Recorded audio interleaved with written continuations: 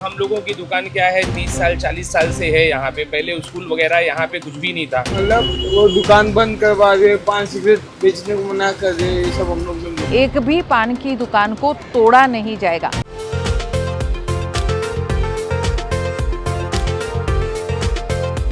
नमस्कार दोस्तों, मेरा नाम है जयंती झा और आप देख रहे हैं एमबी लाइव। दोस्तों, कुछ दिनों पहले हमने आपको दिखाया था कि किस तरीके से मीरा भाईंदर के विधायक गीता भरत जैन के आवास पर तकरीबन 300 से 400 लोगों की तादाद में पान टपरी का जो व्यवसाय करते हैं वो सभी लोग पहुंचे थे और उन्होंने मांग की थी कि महानगर पालिका ने जो अचानक से एक आदेश पारित किया है कि जितने भी 100 मीटर के दायरे में अगर पान टपरी की दुकान से 100 मीटर के दायरे में लगने वाला कोई धार्मिक स्थान है या फिर स्कूल है, उससे क्या है ड्रग्स को बढ़ावा मिल रहा है, अवैध नशे को जो है कहीं ना कहीं बढ़ावा मिल रहा है, तो वो नहीं होना चाहिए। उसके लिए जितने भी 100 मीटर के दायरे में दुकान है उनको हटाया जाएगा या उनको नोटिस जो है भेजा गया है। हालांकि जितने भी लोग गीता जैन के आवास पर पहुंचे थे उनका ये कहना था कि कई लोगों की दुकान 40 साल 50 साल पुरानी है और स्कूल बाद में बने हैं, मंदिर जो है वो बाद में बना है या धार्मिक स्थान जो है वो बाद में बना है, तो ऐसे में उनके साथ न्याय नहीं हो रहा है, उनके साथ अन्याय हो रहा है।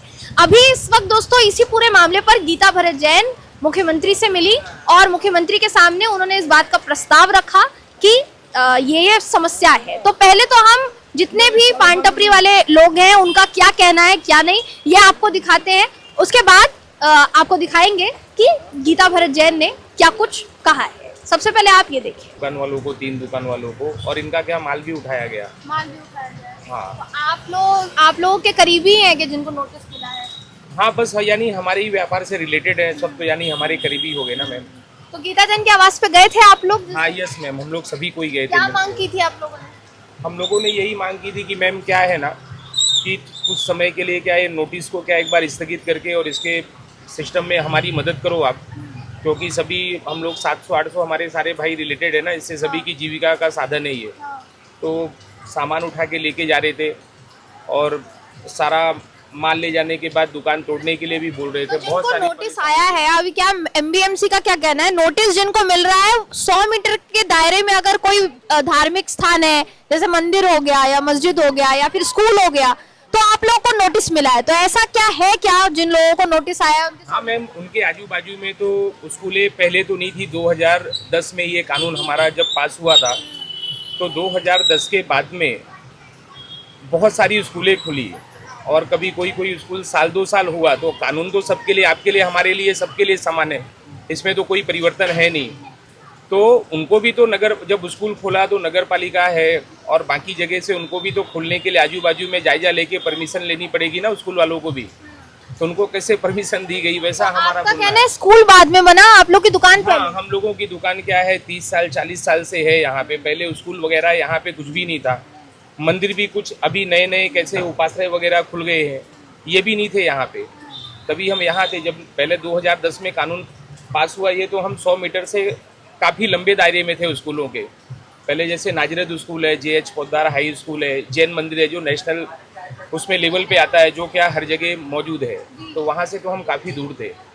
लेकिन अभी साल 2 साल से जो हमारे आसपास स्कूल चालू हुए तो उसके कारण अब हमारा क्या है बिना कुछ नोटिस दिए कि उनको नोटिस दिए सीधा उठा के लेके जा रहे हैं। जैन मंदिर के जस्ट सामने ऐसा देखिए बोला जा रहा है कि जितने भी मंदिर के 100 मीटर के दायरे में जितनी दुकानें पान टपरी की उनको हटाया जाएगा।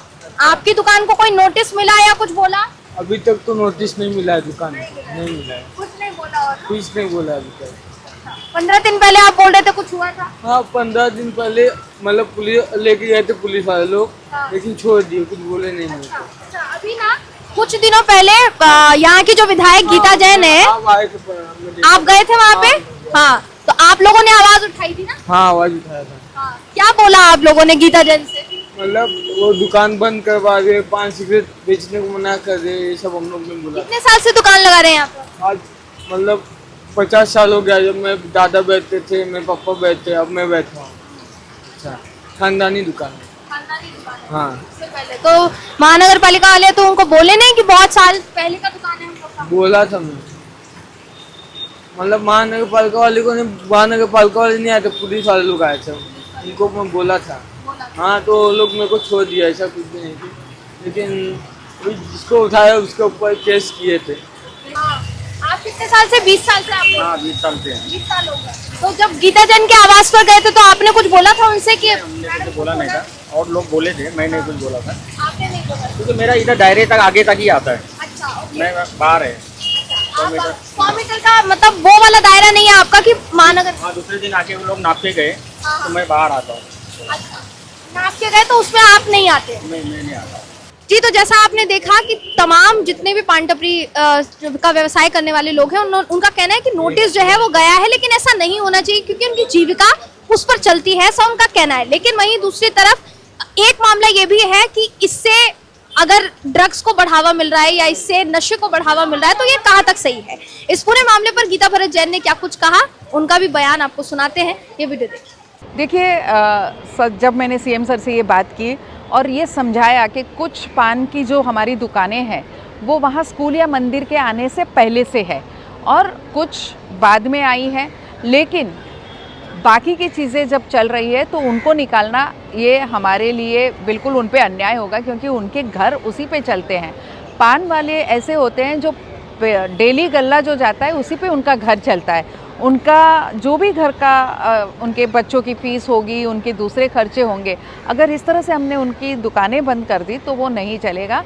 उन्होंने आश्वासन दिया है कि बिल्कुल ये नहीं होगा, एक भी पान की दुकान को तोड़ा नहीं जाएगा। मैं इलीगल की बात नहीं कर रही हूँ, जितनी लीगल पान की दुकान है उसे हाथ भी नहीं लगाया जाएगा।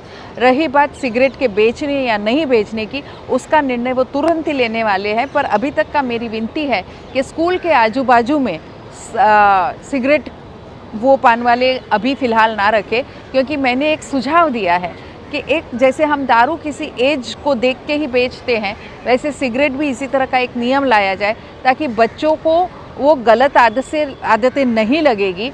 और अगर ऐसा कोई पान वाला करता है या कोई पान वाला ड्रग्स बेच रहा है या पुलिस ने गवाही दे दी कि यहाँ ऐसे कारोबार चलते हैं जो नहीं होने चाहिए, तो बिल्कुल उस पान वाले पे आप जो भी कार्रवाई करनी है लीगल वो करिए। लेकिन जो निर्दोष हमारे पान वाले हैं, जिनकी दुकानें ऐसी कोई हरकत नहीं होती है, उनको आप हैरान न करें। बल्कि सीएम सर ने तुरंत ही हमारे कमिश्नर साहब को फ़ोन किया और ये कहा कि आप ऐसे लीगल जो पान वाले हैं उनको बिल्कुल भी हैरान नहीं करेंगे। तो दोस्तों, जैसा आपने देखा, गीता भरत जैन ने मुख्यमंत्री एकनाथ शिंदे से इस पूरे मामले का संज्ञान लेने के लिए कहा है, ऐसा उनका कहना है। और उनका साफ सीधे तौर पर कहना है कि ड्रग्स को या फिर नशे को जो बढ़ावा मिल रहा है उसका समर्थन मैं भी नहीं करती हूँ, लेकिन जिस तरीके से बेकसूर पान टपरी वालों को उनकी दुकानों को कहीं ना कहीं निशाना बनाया जा रहा है, उस पर हम संज्ञान लेने की पूरी कोशिश करेंगे। अब ऐसे में देखना दोस्तों ये होगा कि देखिए, बिल्कुल इस बात को सामने रखना जरूरी है कि कई ऐसी पान टपरी की दुकानें हैं जिसके 100 मीटर के दायरे में स्कूल आते हैं या जिसके 100 मीटर के दायरे में धार्मिक स्थान आते हैं। अगर वहां पर सिगरेट और बाकी की नशीले पदार्थ जो है उसका सेवन किया जाता है या आसपास जो है उसको समर्थन मिल रहा है दोस्तों, तो इसका समर्थन एमबी लाइव भी नहीं करता है। लेकिन ये कहाँ तक सही है कि जिनकी दुकानें 40-50 साल पुरानी है उनको नोटिस मिलना या उनका सामान जो है उठाकर लेकर जाना, इसको आप किस तरीके से देखते हैं, आप कैसा मानते हैं? गीता भरत जैन ने जो एक्शन लिया है उस पर आपकी क्या राय है, आप क्या सोचते हैं? कमेंट करके हमें जरूर बताइएगा। अगले वीडियो में आपसे फिर मुलाकात होगी दोस्तों। कैमरा पर्सन चंदन के साथ मैं जयंती झा, एमबी लाइव।